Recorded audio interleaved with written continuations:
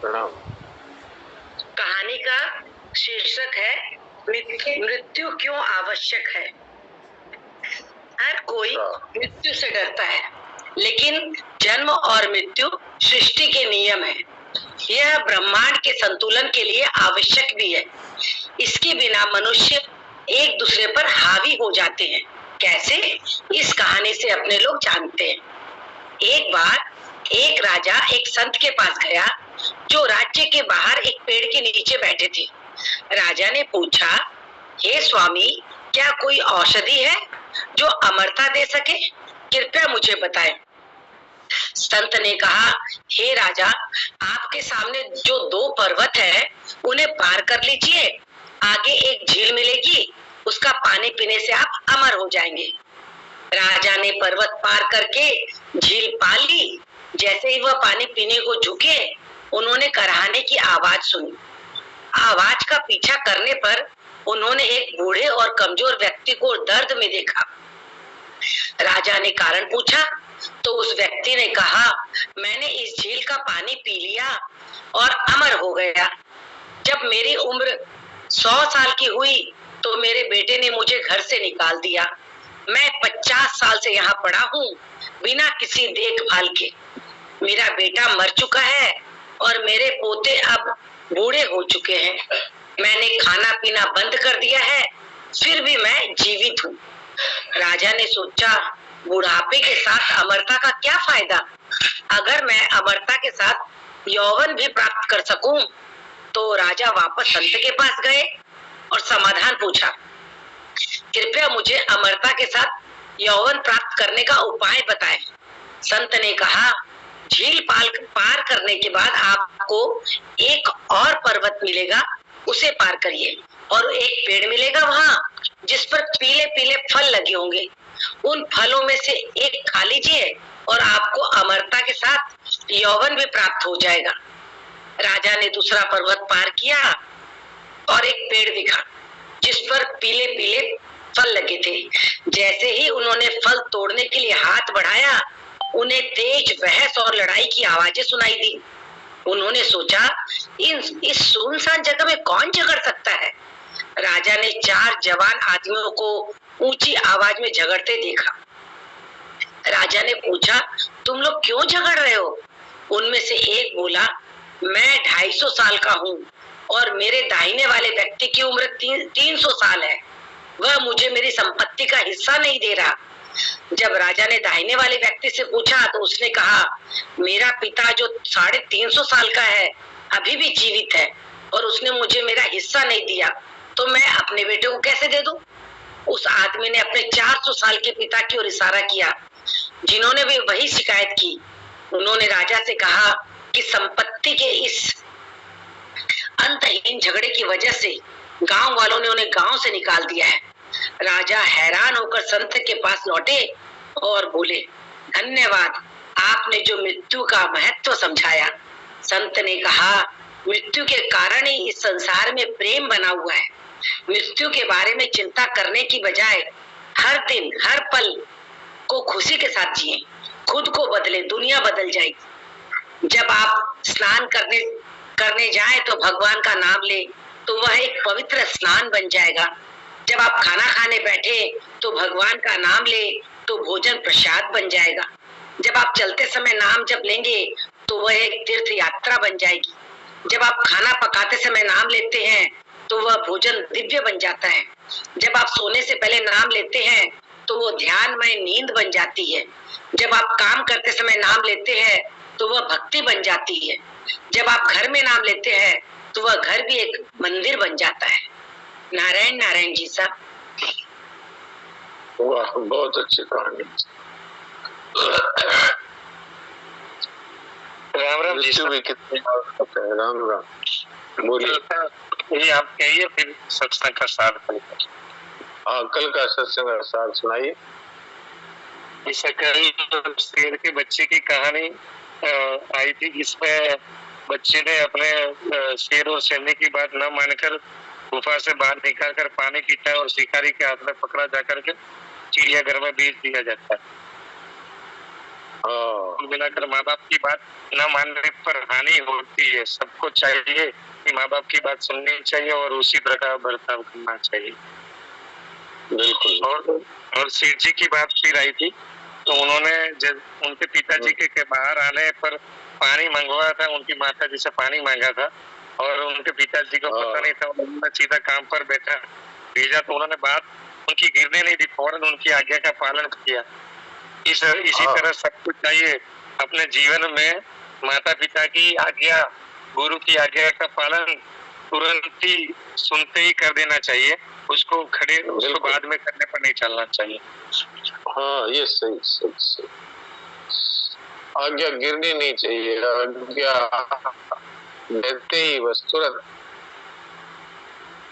और कल आपने जो बात है, आपके पिताजी का जो जीवन में जो घटित हुआ वो भी आपने बताया, जो उनके पीछे वाली दुकान मिली पर आशीर्वाद मिला पिताजी का कि आशीर्वाद देता हूँ तेरा सबसे अच्छा चलेगा काम। तो धन संपत्ति को महत्व न देते हुए माता पिता की आज्ञा और उनके आशीर्वाद के हिसाब से ही चलना चाहिए। संतों की आज्ञा पर चलने से तेज जी महाराज के कहने के हिसाब से उन्होंने अपने धंधे में उसी तरह का बिल जितना होना चाहिए उतना ही किया और वही बता कर उन्होंने चला। तो आज भी गांव में उनको प्यार से याद करते हैं, कोई भी नाम सुनता है तो कहते हैं कि नहीं ये बड़े ईमानदार और बढ़िया काम। तो सबको चाहिए भगवान मान करके ही अपना जीवन में सब व्यवहार करना चाहिए। वासुदेव सर्वम को जीवन में तुरंत धारण कर लेना चाहिए। वाह बहुत अच्छा आपने बताया। मैंने तो सोचा नहीं है तो बताया एकदम सही सही सही। हाँ जी कल का सत्संग भी बता रहा था पर ये अपनी बातें शुरू हो गई तो फिर मैंने नहीं बताया, रोज लिखता था। ओ तो ठीक है, अब मैं ये ध्यान रखूंगा, प्रांजल नहीं होगी तो आपसे बात करूंगा। जी सर मैं एक बात और पूछना चाहता था। हाँ हाँ बोलिए बोलिए। अपने तो ईमानदारी से चल रहे, व्यापार भी सही कर रहे, पर कभी ऐसा आ जाए मौका जिसके वो घूस देनी पड़े कभी कोई काम के लिए, कभी ऐसा काम आ जाए तो क्या करना चाहिए? जैसे कुछ देना नहीं चाहते, कभी ऐसा हो जाता है। अभी आज कुछ दुकान में रिपेयरिंग काम चल रहा था, पता नहीं था तो वो पुलिस वाले कोई आ गए, बोले कि बिना परमिशन आपने क्यों काम शुरू कर दिया और ये करवा लिया। फिर वहाँ बुला के बोले पैसे इतने चाहिए इतने चाहिए, इतना वो कर देंगे ये कर देंगे। तो कुछ पैसे हमको वो हिसाब से देने पड़े। जी जी पैसे देने की दिक्कत नहीं है, पर ये जो अपने असाधन हो रहा है या ये काम करना पड़ रहा है उस पर थोड़ा प्रकाश डालेंगे तो कुछ समझ में आए। हाँ एक नंबर बात तो ये है कि अपना काम निकलवाने के लिए घूस ना दी जाए, लेकिन जहाँ पर ऐसी स्थिति आ जाए कि भाई नहीं देंगे तो ये हमारा नुकसान कर देंगे, तो वहां पर मेरे को एक सेठ जी की बात ही आती है। हालांकि है तो ये अपनी कमजोरी एक प्रकार से, पर सेठ जी की एक बात याद आती है, महाराज जी की सुनाई हुई है या मेरे पिताजी की सुनाई हुई है, याद नहीं है मुझे पूरा, कि वो सेठ जी के समय में तीर्थ यात्रा स्पेशल ट्रेन चलाई गई, जिसमें भाई बहनों को तीर्थ यात्रा करवाने की योजना के लिए चलाई गई। तो अब उसमें वो क्या है, जो ड्राइवर था इंजन का, रेल का, वो जगह जगह पे रुका देता था और समय लगता था, बहुत व्यर्थ जा रहा है। अब वो ड्राइवर लोग तो अपना उतर गए, कोई चाय पी रहा है, बीड़ी पी रहा है, कोई कुछ कर रहा है, कोई कुछ कर रहा है। तो ऐसा सुनने में आया कि सेठ जी ने कहा कि भाई ड्राइवर को कुछ इनाम दे दो। तो इनाम के रूप में उसको कुछ रुपया दिया गया। तो एक प्रकार से है तो ये घूस ही, लेकिन वो इनाम बोल करके दिया गया। तो एक तो ये कहीं पर एकदम ही अड़ जाए तो वो क्या करे। और अपना है तो वाजिब काम, और फिर भी उसमें पुलिस वाले परेशान करते हैं, अथवा कोई गुंडे बदमाश आकर के अपने को तंग करते हैं तो उनको भी देना पड़ता है। तो अब ऐसे परिस्थितियों में तो क्या किया जाए। बाकी अपना काम निकलवाने के लिए अर्थात कोई अनुचित कार्य कराने के लिए पैसे देना, वो विशेषता से पाप है।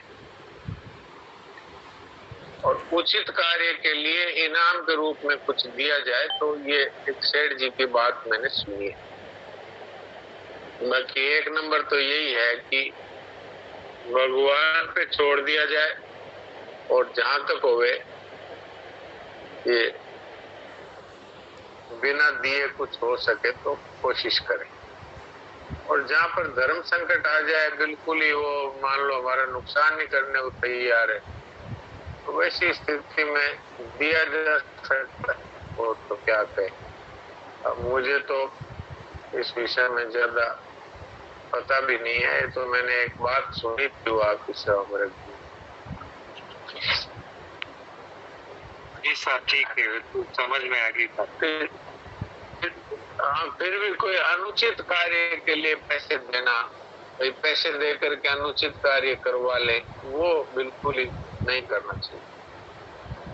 इस अगर इस आज तो देने ही पड़े, समझो ऐसा ही काम हुआ।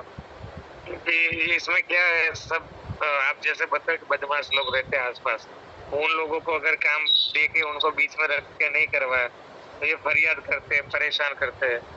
इसी चक्कर में ये देना पड़ा, इसी बात। तो हाँ, तो उसका तो उपाय नहीं है, देना पड़ता है, क्या करें। जी सर, कुछ अनुचित नहीं, कुछ अनुचित कार्य के लिए देना है, ये ज्यादा पापपूर्ण है। बाकी अपना उचित कार्य है और उसमें भी अड़चन दे रहे हैं तो फिर उनको इनाम के रूप में दिया जाए, और क्या।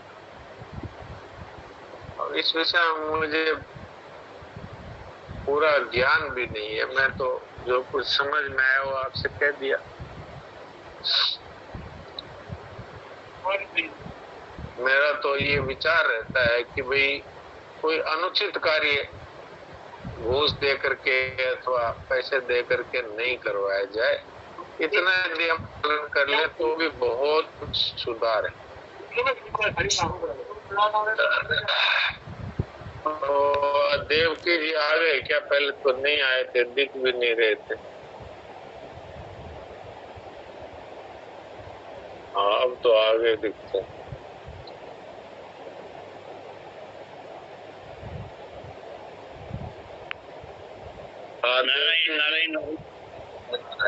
आज आप लेट कैसे हो गए? आज कुछ अनएक्सपेक्टेड कोई आ गए। अच्छा अच्छा, इसलिए लेट हो।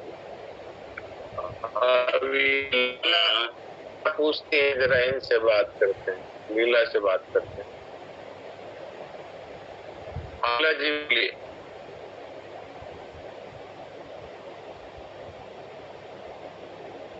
लीला जी, मैंने आपको बोलने का मौका दिया है, आप अपना माइक को टच करिए तो खुलेगा और फिर आप बोल सकते हैं।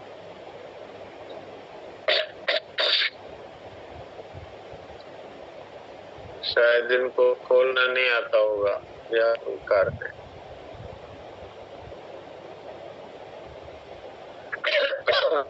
लीला जी, आप बोल सकते हैं। वो सब मैं पूछ रही थी, अभी 17 तारीख को हम लोग गीता आ रहे थे ट्रेन से। मैं, मेरे बेटा और मेरी बहू और पोता थे। तो रात को 3 3 सवा 3 बजे वो बहू को भूल से उसके गले में चेन रह गई थी सोने की पहनी हुई। तो 3 सवा 3 बजे साथ के गले से चेन एक आदमी ने मतलब तोड़ के और ट्रेन से कूद गया। ट्रेन चल रही थी चालू ट्रेन में और कूद गया। हम मतलब एक तो गले से तोड़ के और चालू ट्रेन में कूद गया। तो मेरे बताने का एक तो ये बात है कि भाई सभी सावधान हो जाएंगे, ऐसी हमने जैसी गलती की वैसी नहीं करेंगे। एक तो ये भाव है बताने का। दूसरा ये भाव है कि हम यही समझे कि भाई ये चेन बनी उसके लिए थी, हमने तो कुछ दिन पहन ली, वही नफा है, ये समझे। क्या समझे? ये समझना चाहिए कि ये हमारे इतने दिन हमारे पास रहनी थी बस। यही सोचा है कि उसकी चेन हमारे पास इतने दिन रही, पहननी वो नफे में, और ये जब बननी थी सुना तो उसी के लिए बननी थी, ऐसा सोच रहे हैं। और क्या करें? अब ये तो उसी के लिए बनी थी या नहीं ये तो भगवान जाने, लेकिन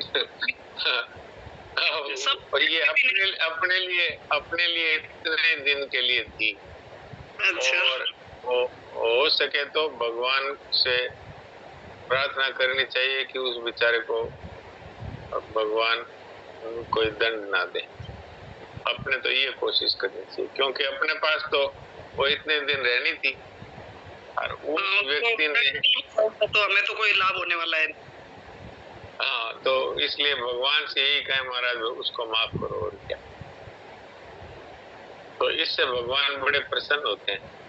और भगवान की कृपा में इसमें मान रही हूँ कि भाई वो चेन बिल्कुल पतली नहीं थी, थोड़ी जाडी थी, तो उसको मतलब कोई औजार से काटी होगी। मतलब ऐसा नहीं है, पता नहीं चला। हम उंगली अड़ी गले के, पता चल गया। हमें बहू ने हाथ भी लगाया गले के, लेकिन वो तो मतलब फटाक से तोड़ के, मतलब औजार होगा कोई, तभी इतनी जल्दी टूट गई। नहीं तो नहीं थी, जाडी भी थी, ऐसे टूटती नहीं।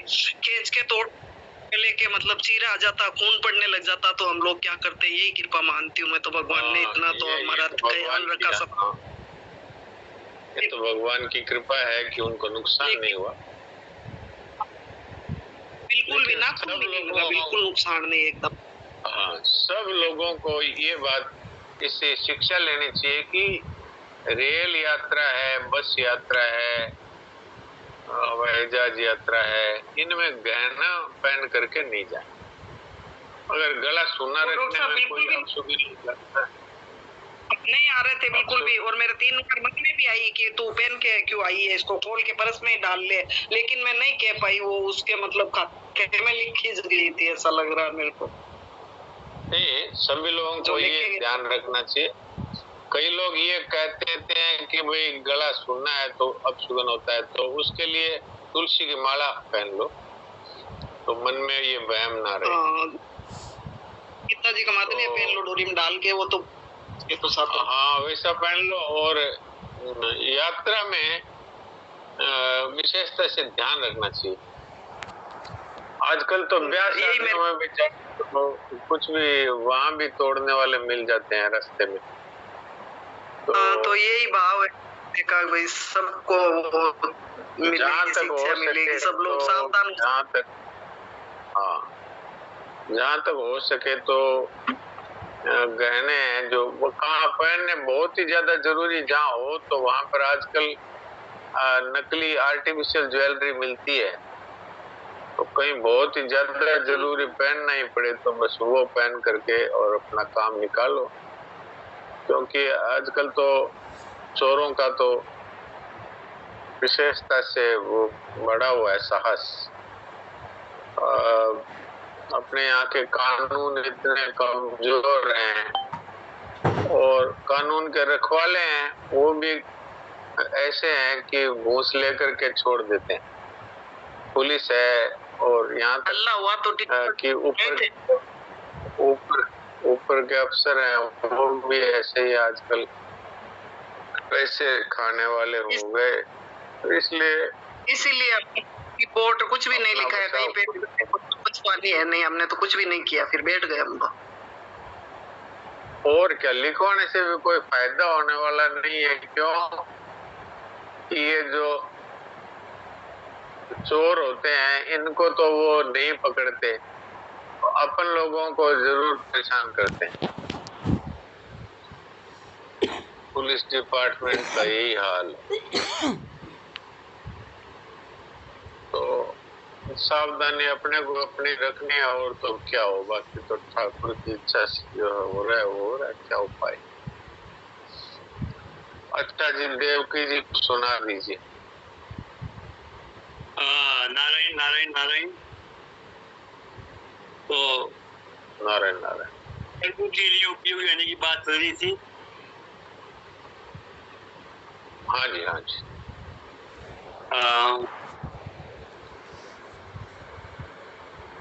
उत्पत्ति अपने आश्रय को अपने द्वारा विषय नहीं कर सकते,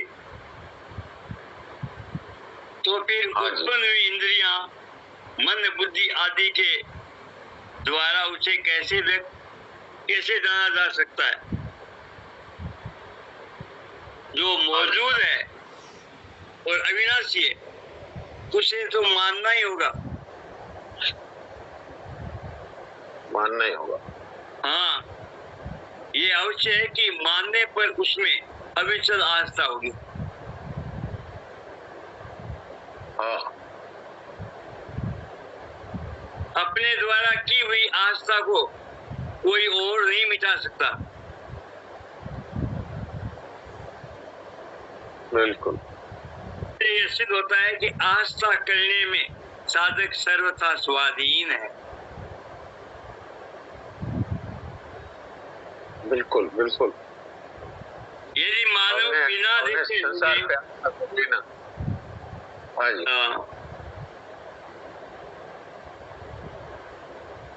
यदि मानव बिना देखे हुए में आस्था नहीं करता तो मिला हुआ शरीर तथा इंद्रिय मन बुद्धि आदि द्वारा प्रतीत होने वाला जगत तो आस्था के योग्य है ही नहीं। ये तो हमारे सामने ही खत्म हो रहा है। हाँ, और हमारी दशा क्या है, हमने इस पे आस्था कर रखी है। हमारी जो दशा है वो ये है कि हमारी आंख के सामने नष्ट हो रहा है, और फिर भी इसी पर आस्था कर रखी है कि यही तो है और यही हमको मिलेगा। अभी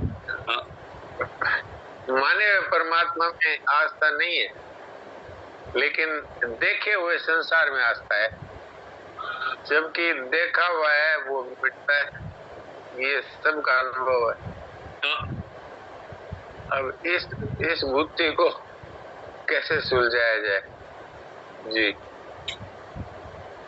मिले वे का उपयोग किया जा सकता है, उसमें आस्था नहीं की जा सकती। बस उसका उपयोग किया जा सकता है। उसके अस्तित्व को पक्का मान लेना, ये है आस्था। तो उसका उपयोग तो कर सकते हैं, जब तक हमारे हाथ में है तब तक उसका उपयोग कर सकते हैं, लेकिन उसको सच्चा मानना, उपयोग कर सकते हैं। इंद्रियों का कर सकते हैं, मन बुद्धि का कर सकते हैं, धन जमीन मकान कुटुंब शरीर सभी का कर सकते हैं, उपयोग कर सकते हैं। और उपयोग भी केवल सेवा में। इसका यदि उपभोग करें तो फिर उसका परिणाम है रोग और शोक। तो इसका उपयोग हो सकता है। उपयोग क्या है, इसको सेवा में लगाया जाए। उपभोग क्या है, इसको अपने सुख के लिए काम में लिया जाए, तो ये उपभोग है। उपभोग तो करे नहीं, उपयोग करे, सदुपयोग करे, तो फिर मनुष्य को संसार बांधने वाला नहीं होता।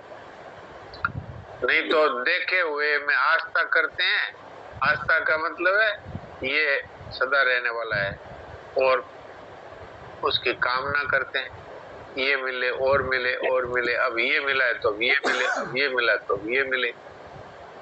ये दुख का कारण, क्योंकि वो पहली बात मिलेगा नहीं, दूसरी बात है मिलेगा तो टिकेगा नहीं।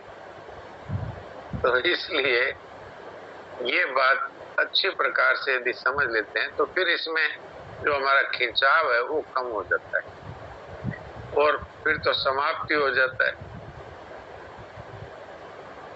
तो आस्था केवल परमात्मा में, आस्था अर्थात अस्तित्व पर विश्वास।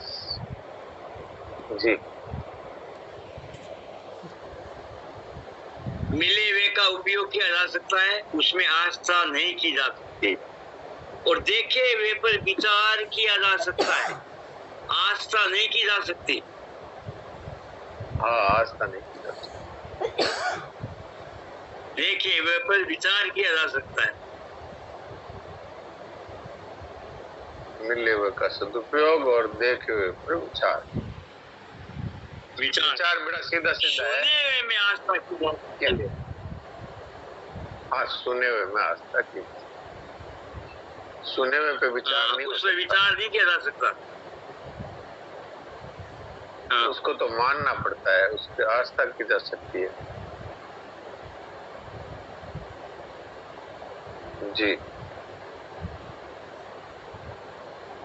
ये क्या है कि मिले हुए का तो उपयोग किया जा सकता है, ठीक है, और जो देखा है उस पर विचार किया जा सकता है कि ये देखो बदल रहा है और है, ये अपना नहीं है। सुने हुए पर खाली आस्था।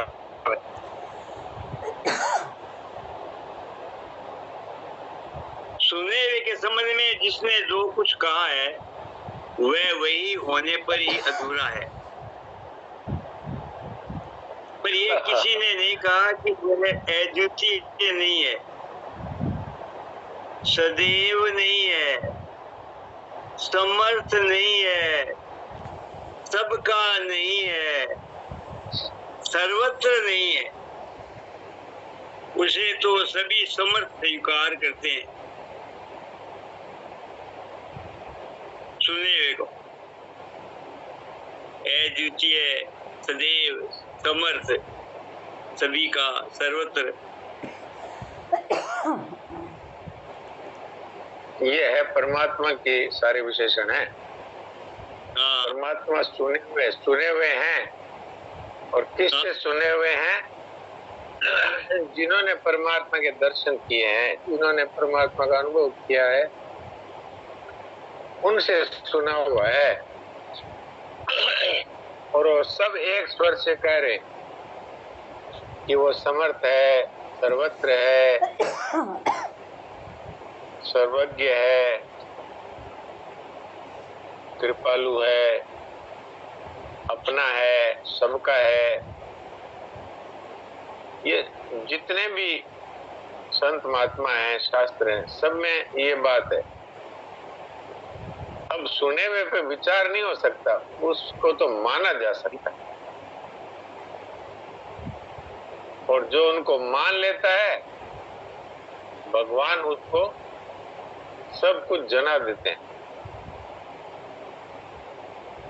अर्जुन पे कृपा की भगवान ने तो दिखा भी दिया अपना स्वरूप, और बातों से ज्ञान भी करा दिया, और अंत में मूल बात बता दी कि मेरी शरण हो जा। तो अब अपने भी उन परमात्मा की शरण हो जाएं। अब कुछ सेकंड बचे हैं, और फिर चिंतन रहित होकर के परमात्मा की गोद में रहें थोड़ी देर।